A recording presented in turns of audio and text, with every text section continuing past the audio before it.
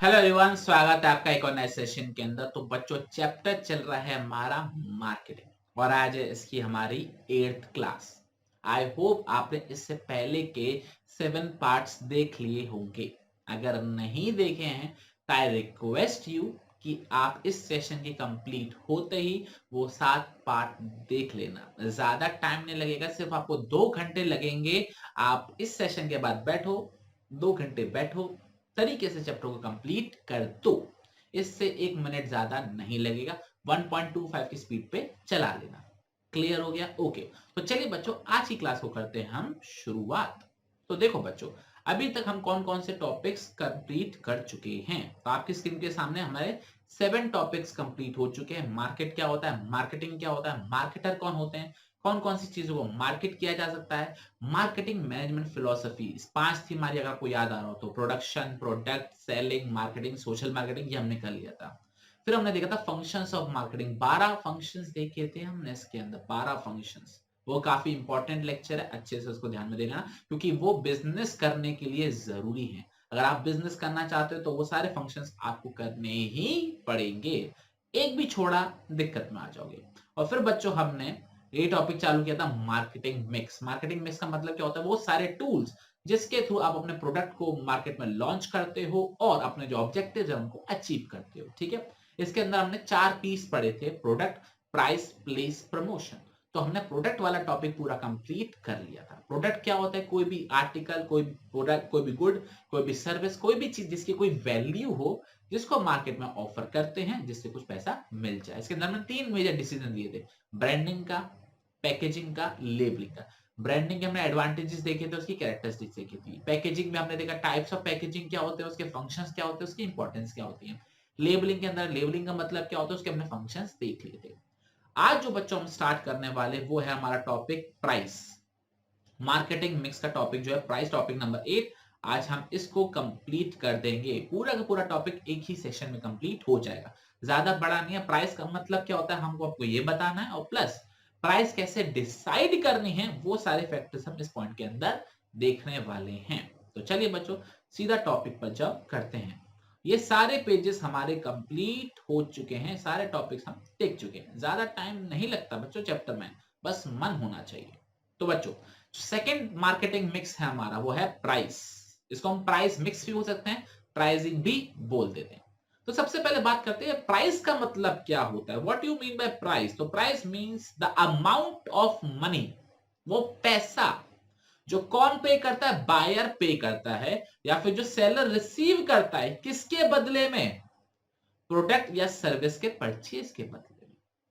आप एक सेलर हो, आपके पास पैसा आएगा, कौन देगा, बायर देगा। क्यों देगा? क्योंकि उसने आपसे गुड्स या फिर सर्विस या फिर कोई भी चीज जिसकी वैल्यू है वो उसने आपसे ली है। तो जो पैसा वो आपको दे रहा है उस चीज के बदले में, उससे हम क्या बुलाते हैं, प्राइस बुलाते हैं। समझ में आ गया? क्लियर? सर, ये बच्चों वाली चीज हमको क्यों बता रहे? क्योंकि बच्चों वाली चीज ही बतानी पड़ती है। कभी कभी इतनी बेसिक सी बात भी बहुत लोगों को समझ में नहीं आती। समझ में आ रही चीज? ओके। देखो इन्होंने क्या बोला है, जब भी आप कोई प्रोडक्ट खरीदते हो, आप कुछ पैसा देते हो उसके बदले में, तो वो पैसा क्या बताता है कि आपको बदले में क्या मिल रहा है, क्या बेनिफिट मिल रहा है, क्या वैल्यू मिल रही है, वो बताता है उस पर्टिकुलर प्रोडक्ट की प्राइस। जैसे कि अगर हम बात करें ट्रांसपोर्ट की, तो ट्रांसपोर्ट से आपने टिकट खरीदी, बस की टिकट खरीदी, ट्रेन की टिकट खरीदी, एयरप्लेन की टिकट खरीदी, तो ये क्या है, वो प्राइस बताती है कि आपको क्या बेनिफिट उसमें से मिलने वाला है। आपने कोई इंश्योरेंस पॉलिसी ली तो उसका प्रीमियम जमा कराया, तो आपको वैल्यू बदले में क्या मिला, आपको इंश्योरेंस कवर मिलता है। आपने किसी डॉक्टर को फीस दी उसकी मेडिकल सर्विस के बदले में, तो ये सब चीजें क्या है, ये सब प्राइस है जो बदले में आपको वो सर्विस दे रहे हैं। क्लियर हो रहा है? बहुत बेसिक सी बात है, इसके अंदर कोई भी रॉकेट साइंस नहीं है, ये आपको भी पता है। ठीक है। जो मुद्दे की बात है वो ये आ रही है, क्या है, कोई भी प्रोडक्ट, आई रिपीट, कोई भी प्रोडक्ट बिना प्राइस टैग के हम लॉन्च नहीं कर सकते हैं। ध्यान रखना, एक गवर्नमेंट के द्वारा एक रेगुलेशन है कि कोई भी प्रोडक्ट अगर आप देते हो, मार्केट में बेचते हो, तो उसकी एमआरपी होना जरूरी है। अगर आप एमआरपी नहीं देते हो तो आपके अगेंस्ट में एक्शन लिया जा सकता है। तो no product can be launch without a price tag. ठीक है, ध्यान रखना। और प्राइस से हमको पता है, हमने माइक्रो इकोनॉमिक्स के अंदर एक बात पढ़ रखी है, प्राइस ज्यादा डिमांड कम, प्राइस कम डिमांड ज्यादा। तो प्राइस बहुत इंपॉर्टेंट रोल फैक्टर करता है डिमांड के ऊपर। तो प्राइस अगर ज्यादा डिमांड कम हो जाएगी, प्राइस कम है तो डिमांड ज्यादा हो जाएगी। तो सर हम प्रोडक्ट की जो डिमांड है उसको कंट्रोल करने के लिए प्राइस कैसे डिसाइड करें, कैसे डिसाइड करते हैं किसी भी पर्टिकुलर प्रोडक्ट की प्राइस, सर आप हमको वो समझा दो। तो सर बहुत बेसिक सी चीज है, बनाने में कितना खर्चा आया, आपको कितना प्रॉफिट कमाना है लगा दो। नहीं, ऐसा नहीं है।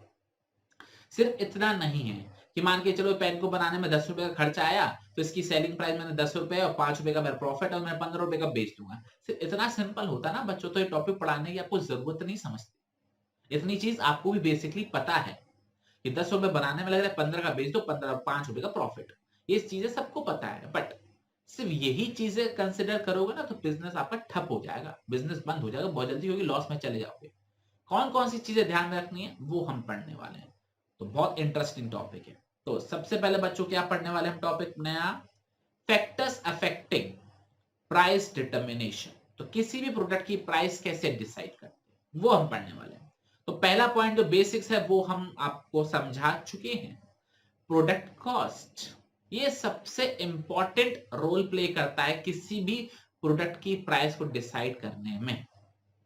तो प्रोडक्ट कॉस्ट के अंदर कौन कौन सी कॉस्ट, मतलब बनाने में कितना खर्चा है, सिर्फ बनाने का ही खर्चा हम नहीं लेते हैं। क्या कौन कौन से खर्चे लेते हैं, cost of producing, distributing and selling. मतलब ये प्रोडक्ट आपके हाथ तक, कस्टमर के हाथ तक पहुंचने में जितना भी खर्चा हो रहा है सबको इंक्लूड किया जाता है। आई रिपीट, सबको इंक्लूड किया जाता है। बनाने का खर्चा, डिस्ट्रीब्यूट करने का खर्चा, एडवर्टाइजमेंट का खर्चा, ये सब कुछ खर्चा इंक्लूड किया जाता है, तब जाकर हम इस प्रोडक्ट की प्राइस को डिसाइड कर पाते हैं। तो क्या लिखा हुआ है, one of the most important factor affecting the price of the product is it's cost, उसकी खुद की cost.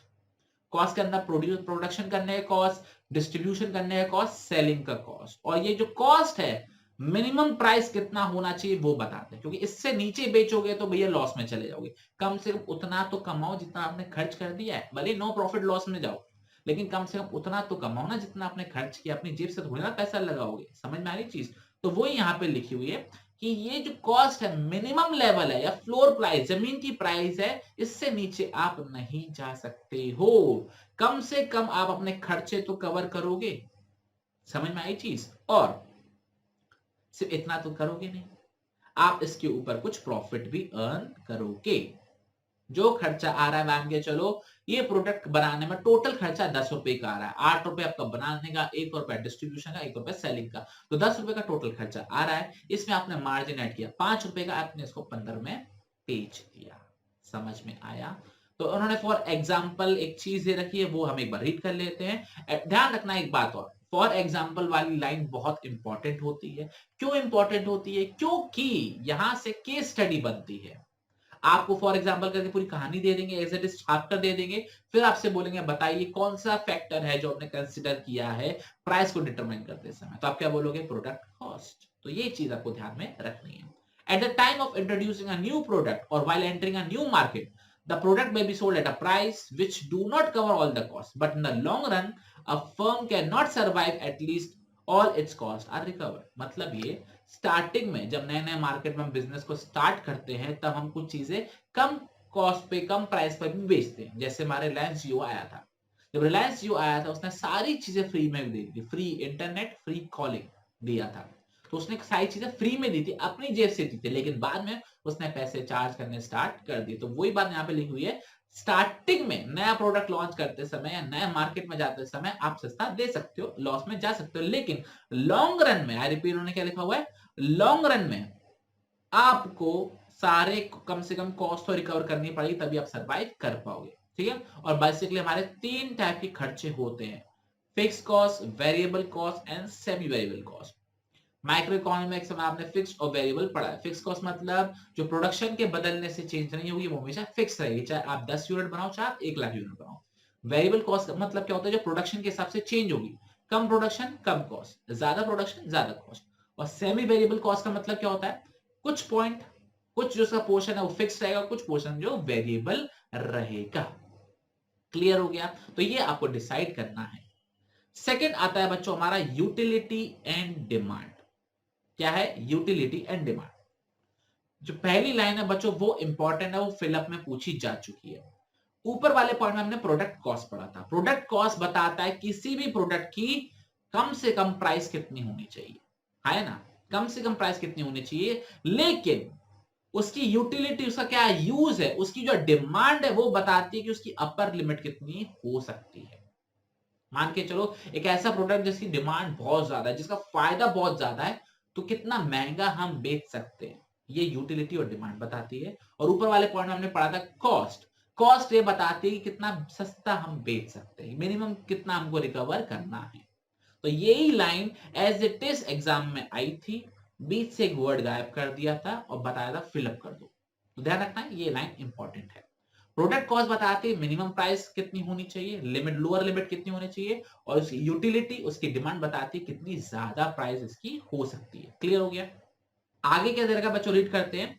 In fact the price must reflect the interest of both the parties to the transaction. मतलब इन्होंने ये बोला है कि price ऐसी होनी चाहिए जो दोनों के इंटरेस्ट को दिखाए, दोनों को अच्छा लगे कि हाँ वो प्राइस सही होनी चाहिए। The buyer may be ready to pay up to the point where the utility from the product is at least equal to the sacrifice made in terms of the price paid। मतलब ये buyer उतना पैसा पे कर देगा जितना उसको लगता है कि आप पैसे के बदले मुझे सही चीज मिल रही है।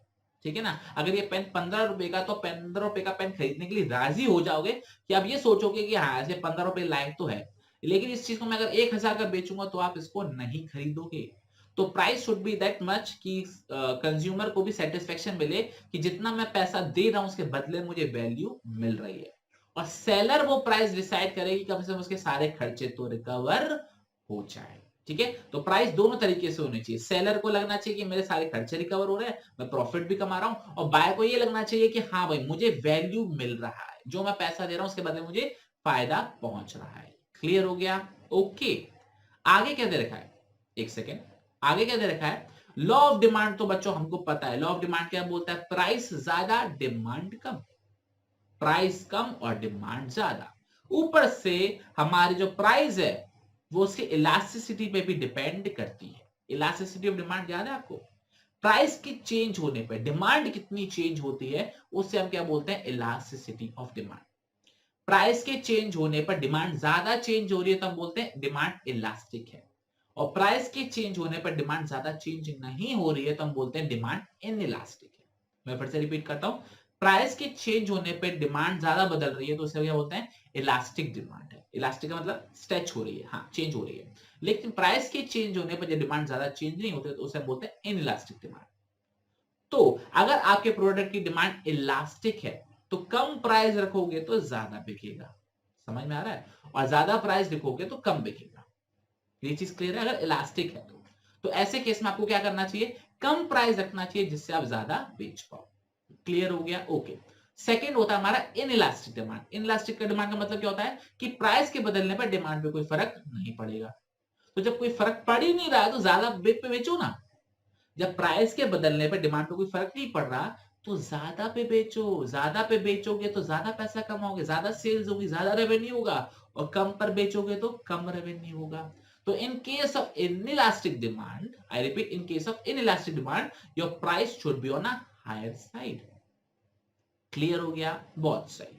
तो वही बच्चों यहां पे लिखा हुआ है, in case of inelastic demand, total revenue increases when the price is increased and total revenue will go down when the price is reduced। क्योंकि डिमांड पे फर्क तो पड़ने वाला नहीं है, प्राइस ज्यादा करोगे तो सेल्स ज्यादा होगी, बात खत्म, और प्राइस कम करोगे तो सेल्स कम हो जाएगी। तो मतलब ये कि आपको ज्यादा प्राइस चार्ज करना चाहिए। क्लियर हो गया? ओके। थर्ड पॉइंट क्या बच्चों का? थर्ड पॉइंट है extent of competition in the market. Simple सी चीज, ज्यादा कंपटीशन है प्राइस कम रखो। सिंपल सी चीज, ज्यादा कंपटीशन है प्राइस कम रखो, और कम कंपटीशन है या मोनोपोली है तो ज्यादा प्राइस चार्ज करो। बस इतनी सी स्टोरी है। Extent of competition. आपको लोअर लिमिट पता है प्रोडक्ट कॉस्ट, अपर लिमिट पता है यूटिलिटी डिमांड, तो कौन सी प्राइस डिसाइड करोगे वो डिपेंड करता है कंपटीशन के ऊपर। तो अगर आपका कंपटीशन कम है, I repeat less degree of competition है, तो आप अपर लिमिट की तरफ जाना चाहोगे, ज्यादा प्राइस चार्ज करना चाहोगे। लेकिन अगर कंपटीशन ज्यादा है तो आपकी जो प्राइस है वो कम होगी। समझ में आ रही है ये चीज आपको? ओके। और क्या दे रखा है आपको? सिर्फ कंपटीशन की सिर्फ प्राइस के बारे में ध्यान नहीं रखना, आपको और भी चीजें ध्यान में रखनी है। क्या क्या? उनके प्रोडक्ट की क्वालिटी, उनके प्रोडक्ट के फीचर्स भी ध्यान में रखने चाहिए प्रोडक्ट की प्राइस को डिसाइड करने से पहले। सिर्फ ये नहीं देखना कि कितने लोग बेच रहे हैं, आपको ये भी देखना उनके प्रोडक्ट की क्वालिटी क्या है, फीचर क्या है, उस हिसाब से प्राइस डिसाइड करो। अगर उनके फीचर्स बेकार है तो आपकी प्राइस ज्यादा होगी, अगर उनके फीचर्स बहुत ज्यादा अच्छे हैं तो आपकी प्राइस कम होगी। समझ में आई ये चीज? ओके। 3 पॉइंट पढ़ लिए बच्चों हमने। कौन कौन से पढ़ लिए? सबसे पहले हमने पढ़ लिया प्रोडक्ट की कॉस्ट, दूसरा यूटिलिटी डिमांड, तीसरा पढ़ लिया कंपटीशन। क्लियर हो रहा होगा आपको अच्छे से? ओके। अगला क्या दे रखा है? Government regulations, government and legal regulation. तो होता क्या है, कभी कभी गवर्नमेंट क्या करती है, पब्लिक इंटरेस्ट को ध्यान में रखते हुए और अनफेयर जो गलत एक्टिविटीज हो रही हैं उनको कंट्रोल करने के लिए किसी भी प्रोडक्ट की प्राइस को कंट्रोल कर सकती है। गवर्नमेंट उस प्रोडक्ट को असेंशियल प्रोडक्ट डिक्लेयर करके उसकी प्राइस को रेगुलेट कर सकती है। मैं एक एग्जांपल देता हूं दवाइयों का एग्जांपल आपको दे रखा है और ये एक एग्जांपल इंपॉर्टेंट है। मान के चलिए कोई दवाई है जिसको बनाने का खर्चा सिर्फ 20 रुपए का, सिर्फ 20 रुपए का आता है, लेकिन वो दवाई सिर्फ एक ही कंपनी बेच सकती है और की कंपनी के पास राइट ही नहीं बेचने का।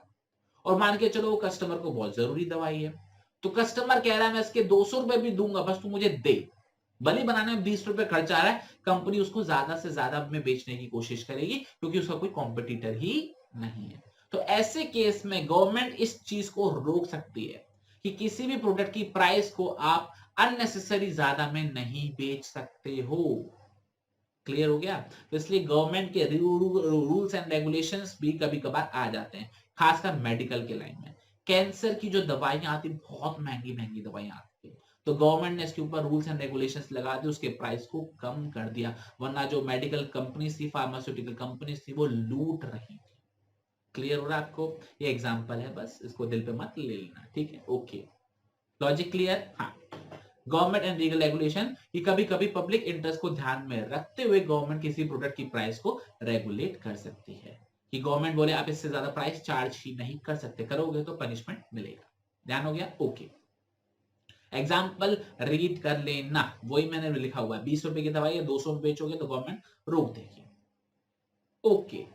फिफ्थ पॉइंट क्या है? Marketing methods used. आपने कौन कौन से तरीके के मार्केटिंग मेथड यूज करे हैं उसका भी एलिमेंट आप ध्यान में रखते हो। जैसे कैसे आप कस्टमर तक प्रोडक्ट को डिस्ट्रीब्यूट करा रहे हो, क्वालिटी ऑफ सेल्समैन, कितने बढ़िया सेल्समैन आपने तो ऑफिस से बात है उसका भी खर्चा जाएगा, ठीक है? एडवर्टाइजमेंट कितनी करी है, उसकी क्वालिटी कैसी थी, आपने टीवी पे करी, आपने रेडियो पे करी, आपने न्यूज़पेपर पे करी, आपने सोशल मीडिया पे करी है, और कितनी एडवर्टाइजमेंट करी, इसका खर्चा। सेल्स प्रमोशन मतलब आपने कितने ज्यादा उनको ऑफर्स प्रोवाइड कर रहे हैं, कितनी बढ़िया पैकेजिंग करके दे रहे हो, आपका प्रोडक्ट बाकियों से कितना अलग है, आप क्या उनको उधार पर दे रहे हो, क्या क्या उनको कस्टमर सर्विस प्रोवाइड कर रहे हो, ये सारी चीजों का भी ध्यान में रखते हुए आप प्रोडक्ट की प्राइस डिसाइड करते हो, क्योंकि इन सब चीजों में भी खर्चा जाता है। और जब खर्चा होगा तो ऑब्वियस सी बात है आप अपनी जेब से तो दोगे नहीं, जब अपनी जेब से नहीं दोगे तो ऑब्वियस सी बात है कस्टमर से चार्ज करोगे, तो कस्टमर से चार्ज करने के लिए प्राइस को बढ़ाया जाएगा। तो ये सारी चीजों को भी कंसिडर किया जाता है। क्लियर हो रहा है आपको अच्छे से? क्या दे रखा है? एग्जाम्पल दे रखा है। For example, a company provides free home delivery, flexibility in fixing price. तो भैया ये सारी चीजें, फ्री होम डिलीवरी कोई नहीं करता है, सब पैसा आपसे चार्ज किया जाता है, बोला फ्री जाता है लेकिन उनकी जो प्राइस होती है उसके अंदर सब कुछ इंक्लूड होता है। क्लियर हो रहा है आपको? ओके। तो बच्चों अभी तक हम 5 मेथड पढ़ चुके हैं। सबसे पहला हमारा मेथड क्या था? प्रोडक्ट की कॉस्ट। दूसरा हमने पॉइंट कौन सा पढ़ा था, मैं आपको एक बार दिखा दूं, अच्छे से आपको याद हो जाएगा, यूटिलिटी एंड डिमांड। तीसरा हमने देखा था कंपटीशन कितना है। चौथा हमने देख लिया था लीगल रेगुलेशन, गवर्नमेंट। और पांचवा हमने देख लिया मार्केटिंग मेथड प्रोडक्ट यूज्ड। समझ में आ रहा है? ओके। लास्ट क्या है?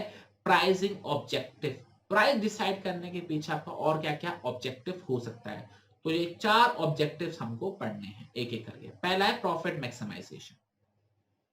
ऑब्वियसली बात है आप काम प्रोडक्ट को क्यों बेच रहे हो? प्रॉफिट मैक्सिमाइज करने के लिए। लेकिन प्रॉफिट मैक्सिमाइज 2 पीरियड में होता है, एक होता है शॉर्ट रन में और एक होता है लॉन्ग रन में। शॉर्ट रन का मतलब होता है कम टाइम में ज्यादा पैसा कमाना है, लॉन्ग रन होता है ज्यादा टाइम में पैसे कमाना है। तो मुझे एक बात बताओ, लेट सपोज मैं अपने एग्जांपल लेता हूँ, टीचिंग एग्जांपल लेता हूँ। अब मान के चलो एग्जाम होने में सिर्फ 2 महीने बचे हैं और एक स्टूडेंट मेरे पास आता है कि सर मुझे अकाउंट्स पढ़नी है आपसे, या बिजनेस स्टडीज पढ़नी है, फुल कोर्स पढ़ना है और 2 महीने में पढ़ना है। तो बच्चों मुझे एक बात बताओ, मैं उससे फीस कम चार्ज करूंगा या ज्यादा चार्ज करूंगा? ज्यादा चार्ज करूंगा, क्योंकि वो 2 महीने के लिए आया है। अब मान के चलो वही बच्चा सेशन की स्टार्टिंग में आ रहा है और बोलता है सर मुझे आपसे अकाउंट पढ़नी है, तो बताओ मुझसे ज्यादा फीस चार्ज करूंगा या मंथली बेसिस पे कम फीस चार्ज करूंगा? मंथली बेसिस पे कम फीस चार्ज करूंगा, मतलब वो लॉन्ग रन में आ गया। तो शॉर्ट रन के अंदर आपको पैसा ज्यादा कमाना है, प्रॉफिट ज्यादा कमाना है, तो ऑब्वियस सी बात है आपकी जो प्राइस होगी वो ज्यादा लेवल पर होगी। समझ में आ रही है चीज? तभी तो मेले में जो प्राइजेस होती हैं, स्कूल फेट में जो प्राइजेस होती हैं, वो ज्यादा होती है, क्योंकि शॉर्ट टाइम के लिए होता है, वो ज्यादा से ज्यादा प्रॉफिट कमाना चाहते हैं 1-2 दिन के अंदर। लेकिन लॉन्ग रन के अंदर, मतलब ये इस साल 2 साल 3 साल 4 साल, उसके अंदर वो कम प्राइस रखते हैं। क्यों? क्योंकि वो ज्यादा टाइम तक कस्टमर से पैसा रिकवर कर लेंगे, तो ऑटोमेटिकली लॉन्ग रन में उनका प्रॉफिट ज्यादा हो ही जाएगा। क्लियर हो रहा है? तो वही यहाँ पे लिखा हुआ है, अगर शॉर्ट रन की बात हो रही है तो आप ज्यादा से ज्यादा प्राइस चार्ज करने की कोशिश करोगे, और अगर आप लॉन्ग रन की बात कर रहे हो तो आप कम प्राइस चार्ज करोगे, जिससे ज्यादा से ज्यादा आप कस्टमर को खरीद सको, ज्यादा से ज्यादा मार्केट शेयर को बढ़ा सको और लॉन्ग रन में प्रॉफिट को कमा सको। क्लियर हो गया? तो पहला क्या होगा? Profit maximisation. शॉर्ट रन में तो ज्यादा प्राइस, लॉन्ग रन में तो कम प्राइस। दूसरा है मार्केट शेयर लीडरशिप। आप चाहते हो कि मार्केट में सबसे ज्यादा प्रोडक्ट आपका ही बिके, आपका मार्केट शेयर सबसे ज्यादा हो। तो आप चाहते हो अगर प्रोडक्ट की सेल सबसे ज्यादा हो, तो ऑब्वियस सी बात है आपको सबके मुकाबले जो प्राइस है वो कम रखनी पड़ेगी, जिससे ज्यादा से ज्यादा लोग आपके प्रोडक्ट को खरीद सकें। समझ में आया? इफ यू वांट टू कहते हैं मैक्सिमाइज योर मार्केट शेयर, तो आपका जो रेट होना चाहिए वो कम होना चाहिए। जैसे मोबाइल कंपनियों की बात करें तो एमआई के जो फोन है उनकी जो प्राइस है वो काफी कम है in comparison to Samsung and Apple. तो उस केस में जो मार्केट शेयर है वो बहुत ज्यादा है। क्लियर हो गया? ओके। थर्ड है हमारा surviving in the competitive market. मतलब कंपटीशन इतना ज्यादा है, आई रिपीट, कंपटीशन इतना ज्यादा है, या फिर ये कह लो हमारे जो कंपेटिटर का जो प्रोडक्ट है वो इतना बढ़िया है कि हम मार्केट में टिक ही नहीं पा रहे हैं। तो जब मार्केट में टिक ही नहीं पा रहे, कोई हमारा प्रोडक्ट खरीद ही नहीं रहा है, तो हम कोशिश करते हैं कम से कम प्राइस पर, आई रिपीट, कम से कम प्राइस पर उस प्रोडक्ट को निकाल दें, जिससे हम कुछ ना कुछ पैसा कमा ले और मार्केट में से किसी तरह टिक जाए। कि बाद में हम प्रॉफिट देख लेंगे, लेकिन बस अभी किसी तरह टिक जाए, तो हम हैवी डिस्काउंट देके प्रोडक्ट को निकाल देते हैं, लिक्विडेट कर देते हैं, कैश में कन्वर्ट कर देते हैं। क्लियर हो गया? Okay. Last point of this class on this topic, attaining product quality leadership। अगर आप चाहते हो कि अब मार्केट के अंदर क्वालिटी लीडरशिप लेकर आओ, तो आपको ज्यादा प्राइस चार्ज करनी पड़ेगी, क्योंकि आपको रिसर्च एंड डेवलपमेंट का खर्चा भी कस्टमर से बियर करना है। इसका एग्जांपल है एप्पल। एप्पल क्वालिटी के लिए बिकता है, स्टेटस सिंबल के लिए बिकता है, ब्रांड के लिए बिकता है।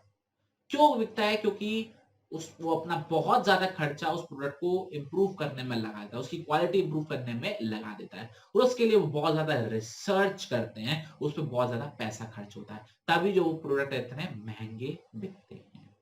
तो if you want to attain quality leadership, तो आपको ज्यादा प्राइस चार्ज करनी पड़ेगी। क्यों? क्योंकि जो पैसा आएगा वो आप रिसर्च एंड डेवलपमेंट में यूज कर लोगे। क्लियर हो गया बच्चों आपको अच्छे से? बहुत सही। तो बच्चों ये था हमारा पूरा प्राइस मिक्स, जिसके अंदर हमने पढ़ा प्राइस क्या होता है। Price is the amount of money which is paid by the buyer to the seller for the product और सर्विस, और गुड्स और सर्विस। क्लियर हो गया? हाँ। इसके अंदर हमने काफी सारे फैक्टर्स पढ़े जो हमको प्राइस को डिसाइड करने में मदद करते हैं। पहला होता है प्रोडक्ट की खुद की कॉस्ट, उसके अंदर मार्जिन जोड़ लेते हैं। सेकंड होता है utility and demand. Product cost बताता है लोअर लिमिट, यूटिलिटी डिमांड बताया हाई लिमिट। तीसरा होता है हमारा कौन सा, आपको दिखा दूं एक बार क्लियर करके अच्छे से। तीसरा होता है हमारा एक्सटेंट ऑफ कंपटीशन। जितना ज्यादा कंपटीशन होगा प्राइस आपको कम रखनी पड़ेगी, और जितना कम कंपटीशन होगा प्राइस आप उतनी ज्यादा रख सकते हो।